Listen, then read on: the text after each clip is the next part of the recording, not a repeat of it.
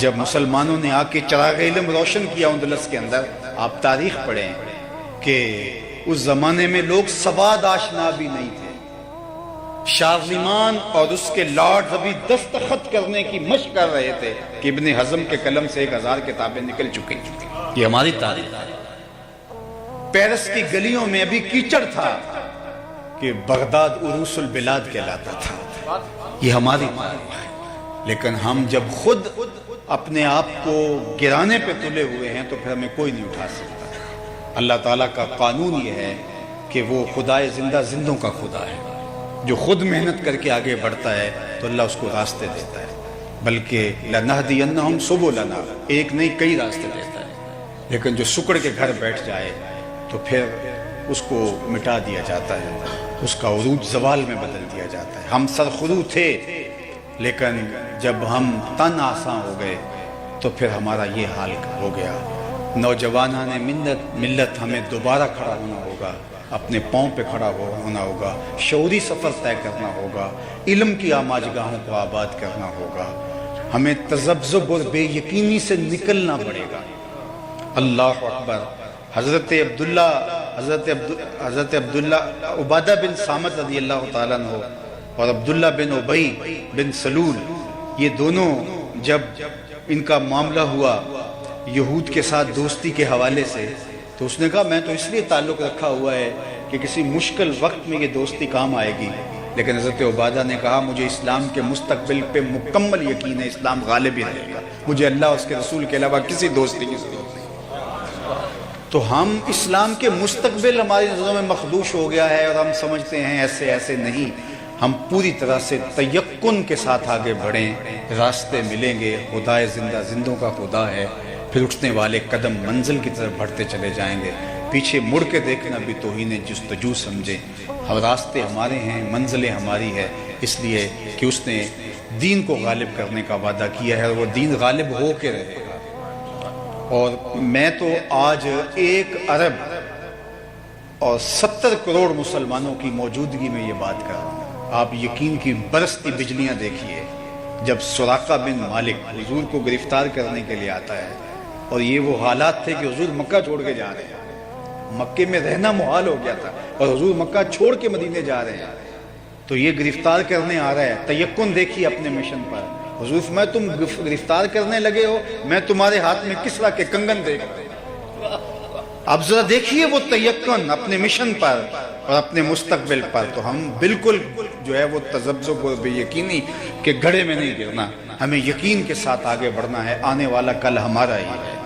قوموں کے اوپر عروج و زوال آتے رہتے ہیں، اور ماضی کے اندر جو ہے وہ یہ ساری تاریخ گواہ ہے کہ ایسا ہوا۔ انشاءاللہ جو ہے وہ آج تو ہیں یہ جسم آلودہ گرد سفر، کل انہی جسموں پہ منزل پھول بھی برسائے گے انشاءاللہ۔ پیارا اور نہ کوئی ان سے بچھڑ کے لکڑی روئی، جب وہ سیر کو جایا کرتے سر پہ بادل سایا کرتے۔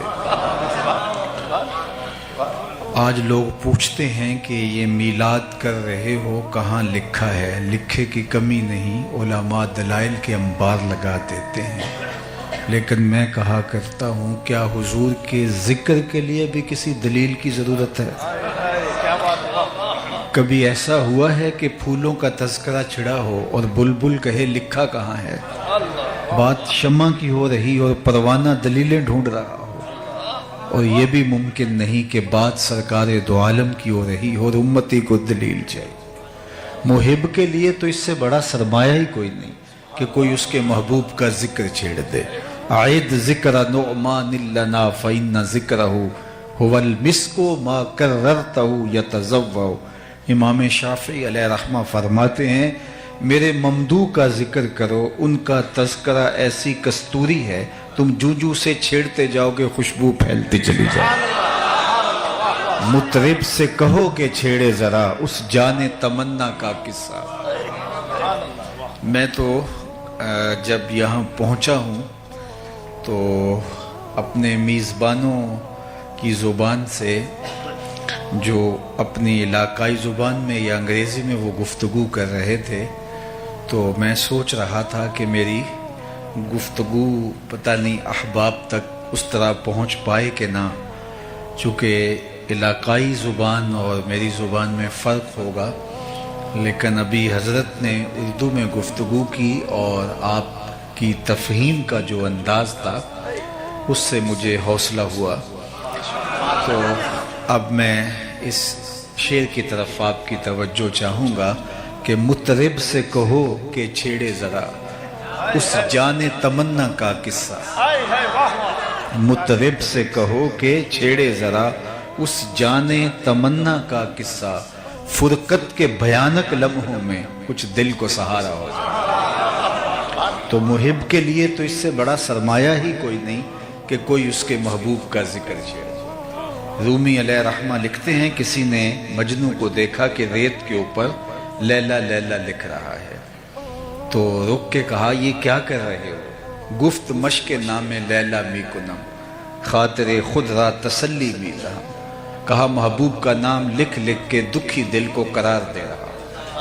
تو رومی کہتے ہیں جب مجنو کو لیلا کا نام تسکین دیتا ہے تو امتی کو محبوب کا نام تسکین نہیں دیتا۔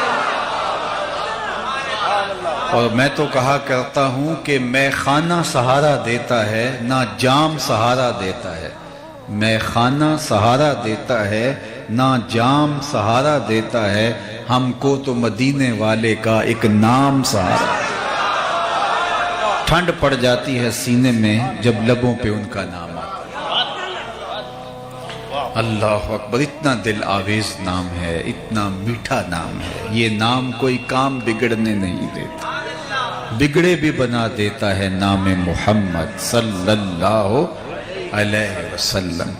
حضرت شیخ مہدی الفاسی مطالع المسرات شرح دلائل الخیرات میں لکھتے ہیں حضور کا ذکر سن کر جس شخص کے کلیجے میں ٹھنڈ نہیں پڑتی اس کے سینے میں دھڑکنے والا دل کسی مومن کا دل ہی نہیں۔ یہ ہو ہی نہیں سکتا کہ ذکر حضور کا ہو صلی اللہ علیہ وآلہ وسلم کا اور دل کو قرار نہ پہنچے، دل کو تسکین نہ ملے۔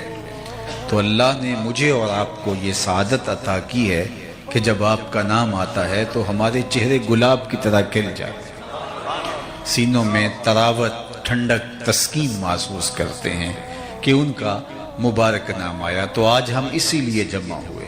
آؤ میں پہلے آپ کو ایک خوبصورت مجلس میں لیے چلتا ہوں جس کو منعقد ہونے کے لیے مسجد نبوی کا صحن میسر آیا۔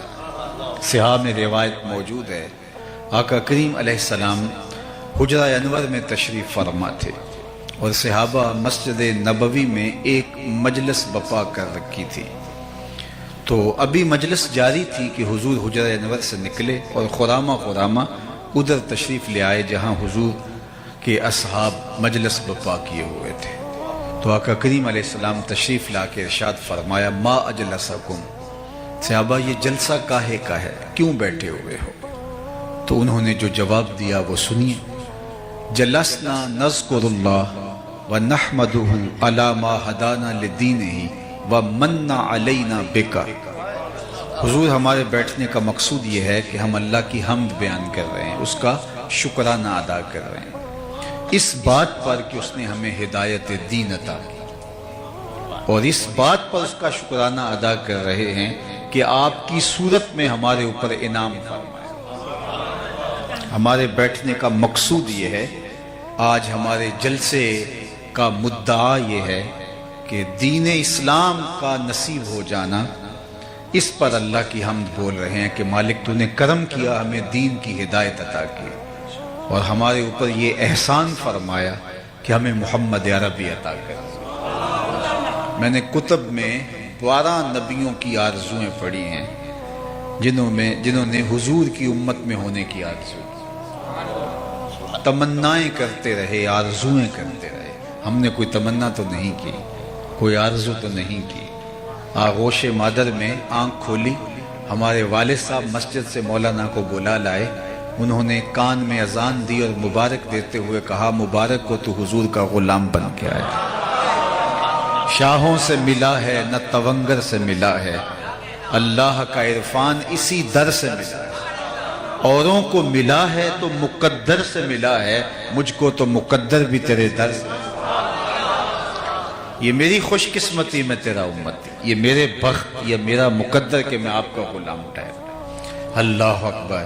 ایک فارسی شاعر کا ایک مصرع ہی دیکھ لیجئے کہ بری نازم کے ہستم امتے تو، بری نازم کے ہستم امتے تو، میں اس بات پہ فخر کرتا ہوں کہ حضور میں آپ کا امتی ہوں۔ بری نازم کے ہستم امتے تو، گناہ گارم و لیکن خوش نصیبہ، گناہ گار ہوں لیکن خوش بخت ہوں کہ میں آپ کا غلام ٹھہرا۔ تو یہ میرے اور آپ کے کا شرف ہے، میرا اور آپ کا اعزاز ہے کہ ہم حضور علیہ السلام کے امتی ہیں۔ محمد جانے جانا ہے، پیغمبر ہو تو ایسا ہو، رسولوں کی بشارت سے مبشر ہو تو ایسا ہو، امر توقیر کا سب کو مؤکر ہو تو ایسا ہو، کیا ہم کو غلام ان کا مقدر ہو تو ایسا ہو۔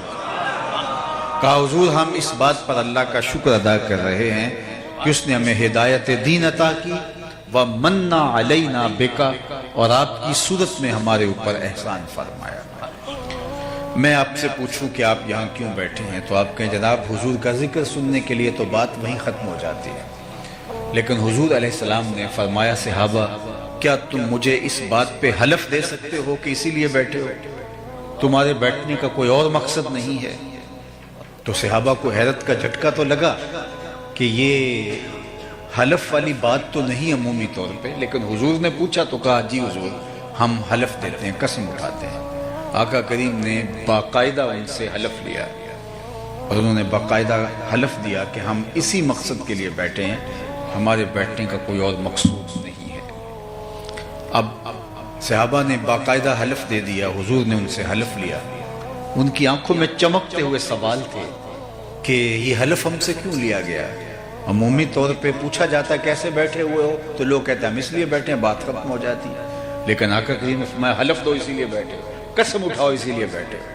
تو صحابہ نے قسم اٹھائی، لیکن سوال تو جو ہے وہ ان کے چہروں پر تھے، ان کی آنکھوں میں سوال چمک رہے تھے۔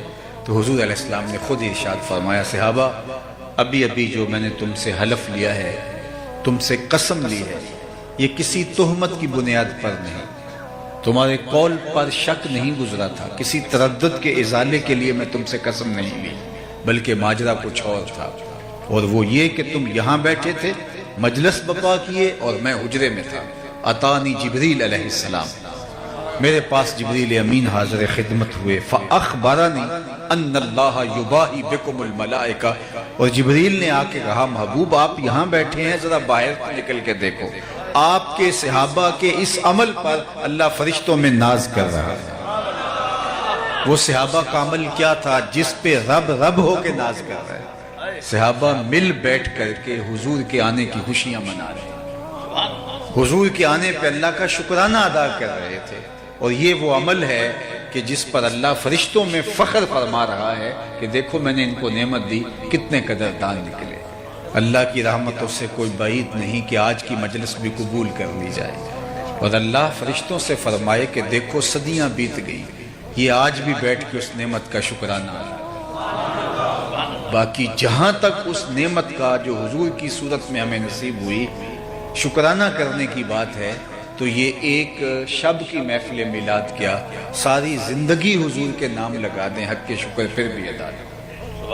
ہمارے بدن پہ اتنے بال نہیں ہیں جتنے رسول اللہ کے احسانات ہیں، ہمارا بال بال قرض رسالت میں جکڑا ہوا ہے۔ خدا شناسی تو بڑی دور کی بات ہے، ہم خود شناس بھی نہ ہوتے اگر وہ تشریف نہ لاتے، ہمیں یہ بھی پتہ نہ ہوتا کہ ہم کون ہیں۔ مجھے بتائیے جس کو یہ بھی نہ پتا ہو کہ میں کون ہوں، اس کے پلے کیا ہوتا ہے؟ اقبال نے کہا تھا اپنے من میں ڈوب کر پا جا سراغ زندگی، تو میرا نہیں بنتا نہ بن اپنا تو بن، اور جو اپنا بھی نہ ہو، اور انسان کب اپنا تھا؟ اشرف المخلوقات ہونے کے باوجود وَلَقَدْ كَرَّمْنَا بَنِي آدَمَ کا تاج اس کے سر پہ سجا ہوا ہے، مسجود الملائکہ، لیکن درختوں کو، حشرات الارض کو، چوپایوں کو، اجرام فلکیہ کو، چلتے دریاؤں کو، بہتی ندیوں کو، جلتی آگ کو، چلتی ہواؤں کو اس نے اپنا معبود سمجھا۔ انسان کی تاریخ تو ایسی ہے کہ یہ مچھلیاں پکڑنے کے لیے کانٹے کے ساتھ جو کیچوا لگایا جاتا ہے، ایک زمانے میں یہ بھی اس کا معبود تھا۔ اپنے ہاتھوں کے تراشے ہوئے مٹی کے مادوں کو اس نے اپنا خدا مانا۔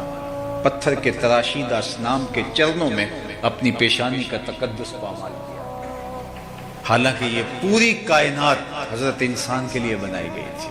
یہ درخت اس لیے بنائے گئے تھے کہ اس کو چھاؤں فراہم کریں، اسے آکسیجن دیں، اس کی مانا۔ پتھر کے تراشیدہ اصنام کے چرنوں میں اپنی پیشانی کا تقدس پامال کیا، حالانکہ یہ پوری کائنات حضرت انسان کے لیے بنائی گئی تھی۔ یہ درخت اس لیے بنائے گئے تھے کہ اس کو چھاؤں فراہم کریں، اسے آکسیجن دیں، اس کی خوراک کی تکمیل کا ذریعہ بنے اور اس کے ایندھن کے کام آئیں۔ یہ ان کو معبود سمجھ بیٹھا۔ یہ چاند سورج ستارے اس کی راہوں کو اجالنے کے لیے، اس کے ذوق نظارہ کی تسکین کے لیے پیدا کیے گئے تھے، لیکن یہ ان کو معبود سمجھ بیٹھا۔ یہ جانور اس کی سواری کے لیے، بار برداری کے لیے، دودھ اور گوشت کی ضروریات کی فراہمی کے لیے پیدا کیے گئے تھے، یہ ان کو معبود سمجھ بیٹھا۔ مجھے بتائیے 22ویں اسکیل کا آفیسر ہو اور درجہ چہارم کے ملازم کو سلوٹ کر رہا ہو تو لوگ اسے پتہ ہی نہیں میرا منصب کیا ہے، اسے پتہ ہی نہیں کہ میں کون ہوں، اسے اپنے عہدے کا علم نہیں ہے۔ اشرف المخلوقات، کرامت کا تاج سر پہ رکھا ہے، اور درختوں کو، ہواؤں کو، جلتی ہوئی آگ کو، اجرام فلکیہ کو اپنا معبود سمجھ بیٹھا۔ یہ تو حضور نے آ کر کے بتایا یہ تیرے معبود نہیں ہیں، تیری دہلیز کے نوکر ہیں۔ هو الذی خلق لکم ما فی الارض جمیعا، یہ سب کچھ تیری خدمت کے لیے پیدا کیے گئے۔ نہیں تو دیکھ، چاند کو پوچھتا ہے، یہ دیکھ انگلی اٹھتی ہے اور وہ ٹکڑے ہو کے قدموں میں آتا ہے۔ سورج کو پوچھتا ہے، یہ دیکھ اشارہ ہوتا ہے اور وہ بھاگتا ہوا عصر کے وقت پہ آتا ہے۔ درختوں کو پوچھتا ہے، جا میں نہیں، انہیں تو ہی جا کے کہہ دے تمہیں اللہ کا رسول بلا، اور درخت دوڑتے ہوئے آ کے قدموں میں سجدہ ریز ہو جاتے ہیں۔ اب انسان کی آنکھ کھلی کہ میں کون ہوں۔ اب اس کی ٹون ہی بدل گئی، لہجہ ہی تبدیل ہو گیا۔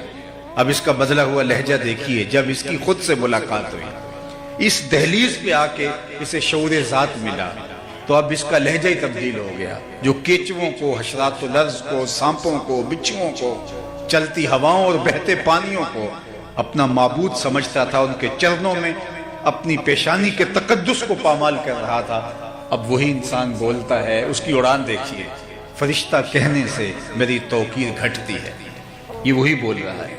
فرشتہ کہنے سے میری توقیر گھٹتی ہے، میں مسجود ملائک ہوں، مجھے انسان رہنے دو۔ اب اسے سمجھ آئی ستاروں سے آگے جہاں اور بھی، اب اس کی آنکھ کھلی، کانپتا ہے دل تیرا اندیشہ طوفان سے کیا، ناخدا تو، بحر تو، کشتی بھی تو، ساحل بھی تو، دیکھ آ کر کوچائے چاکے گرے میں کبھی، کیس تو، لیلا بھی تو، صحرا بھی تو، محمل بھی تو، وائے ناکامی کہ تو محتاج ساکی ہو گیا، میں بھی تو، مینا بھی تو، مستی بھی تو، محفل بھی تو، آہ کس کی جستجو آوارہ رکھتی ہے تجھے، راہ تو، رہرو بھی تو، راہبر بھی تو، منزل بھی تو، بے خبر تو جوہر آئینہ ایام ہے، تو زمانے میں خدا کا آخری پیغام ہے۔ تو انسان کی خود سے ملاقات ہوئی ہے تو اس دہلیز پہ آ کے ہوئی ہے، اور اگر یہ در نہ ہوتا تو وہ آج بھی اندھیروں میں بھٹک رہا ہوتا، اور جنہیں ان کی دہلیز نہیں ملی وہ آج بھی ظلمتوں میں ٹکرے مار رہے ہیں۔